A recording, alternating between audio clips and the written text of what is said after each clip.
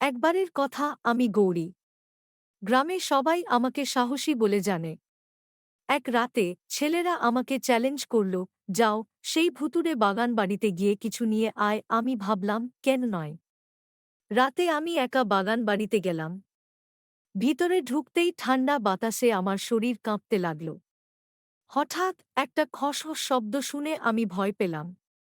কিন্তু সাহস করে বললাম, কে আছো এখানে? একটা কর্কশ গলা বলল, আমি এই বাড়ির পাহারাদার। আমি বললাম, আমি চ্যালেঞ্জ নিতে এসেছি।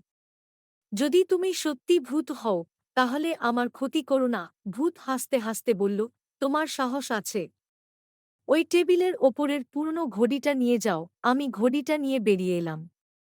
পরদিন সবাইকে গল্পটা শুনিয়ে দিলাম। এরপর থেকে কেউ আর আমার সাহস নিয়ে প্রশ্ন করেনি। সাহস আর ভদ্রতা দিয়ে সব জয় করা যায়, এটাই আমার শিক্ষা।